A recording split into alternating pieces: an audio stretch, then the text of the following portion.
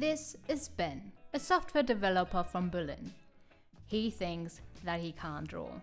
This is a picture of a horse Ben drew before watching this video, and this is a picture of a drawing he made after this video. As you can see, this still does not look like a horse. Hey, but there's definitely an improvement. Hey, I'm Flo, an illustrator and graphic recorder. This is part 2 of my mini-series, The Art of Sketchnoting, where I teach you the basics of sketchnoting. If you haven't yet, I recommend watching the previous parts of this series where I explain what sketchnoting is. In today's video, we'll be talking about how you can learn to draw basic icons. So you think that you can't draw? Well, I'm here to tell you that if you can draw these 5 shapes, you can draw most things, or at least a reduced version of it. Before we start, grab yourself a piece of paper and a black pen with a thicker tip. If you don't know what pen or paper you should use, I suggest watching my last video where I talk about this in more depth. All you need to be able to draw is a dot, a circle, a rectangle, a triangle, and a line. If you connect 2 or more shapes, you can create an icon. But let me give you a couple of examples here. First thing I'm going to draw is a sun. This is fairly easy. You want to start by drawing a circle and surrounded by small lines. There you go. That wasn't too hard. Alrighty, let's draw a ball. Draw a circle and a couple of bended lines within the circle. And here we go. Next, we could draw a light. Start by drawing a triangle, add a line at the tip and a half circle at the bottom. To show that the light is turned on, you could draw little lines leading away from the light bulb. Let's also do a phone. For that, you want to first draw a rectangle and another rectangle inside of it. If you like, you can put a dot for the home button as well. Another object that I sketchnote often is a clock. Start by drawing a circle, add a dot in the middle, as well as small lines to indicate the hours of the day. Draw 2 lines for the hands of the clock, but you want to make sure that one line is a bit longer than the other. You can also add another circle around the clock if you like. Next, let's draw a picture frame. For that, you want to first draw a rectangle, add another rectangle inside of it. And of course, to complete the picture frame, we need something to hang it on. So let's draw a dot to symbolize a nail as well as 2 lines for the hanger. Now you could draw little mountains, drawing 2 lines on an angle like this. And I'm also adding a wiggly line here to indicate some snow on the mountains. Let's also add a circle to symbolize the sun. You can draw pencils by drawing a rectangle and 2 triangles. Add a wiggly line to indicate that the pencil is writing.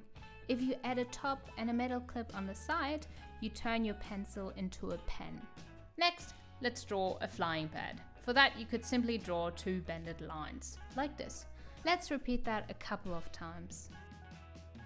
To draw cups and mugs, you can combine 2 angled lines, a horizontal line, and draw a wiggly line to show some water or any other sort of beverage.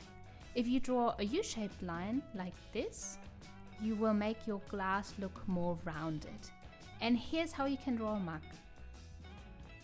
The examples I just gave you are a couple of so many more. The cool thing is, as you start practicing to draw different objects, you start to create an icon library in your mind. In other words, once you've drawn an object and you remember it, you could use it for a lot of different sketchnotes. If you have no idea where to start with your icon library, I can recommend checking out the Sketchnoting Journal by Leuchtturm 1917. This book introduced me to the idea of drawing my icons through simple shapes and creating an icon library. As far as I'm aware, this idea originally stems from Mike Rhodes, who published multiple books on the subject of sketchnoting. I personally don't own any of his books, but I'll put a link to his website in the description box so you can check them out for yourself if you like. It also can help you to look up icons online and to get inspired by what other people have drawn before, or simply to pick a topic and draw as many icons as you can think of for that one topic. Something I sketchnote quite often are people. There are of course multiple ways to draw people. The best known is probably the stickman. While this is quite efficient, there are a couple of ways to elevate your stickman. Today, I'll be showing you the simplest way to improve your stickman. Remember how you can combine shapes to create little drawings? This also applies when you want to draw a person. Simply start by drawing the head as a circle. Now instead of drawing a line For the body, draw 2 bended lines on the sides like this. Now connect those lines and you got yourself a body. Of course, we should give our person arms and legs. Draw 2 lines for the arms and the legs. You can add little circles for the hands and 2 more lines for the legs. Add a circle for the feet, and now you've got yourself a person. Now before we let him into the world, let's make him a little bit more decent and draw him some clothes. I'm simply gonna draw a skirt and a t-shirt here, but obviously you can get as creative as you like. If you change the position of the body, arms and legs, you can also change the way the person is moving.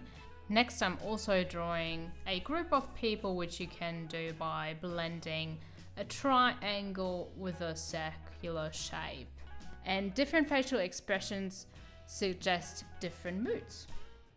I hope this video helped you to get started with drawing. If you like to support what I'm doing, please like, comment and share this video. Thanks for watching. I'll see you in the next video where I'll be talking about how you can use different fonts in your sketch notes. Till then, bye bye.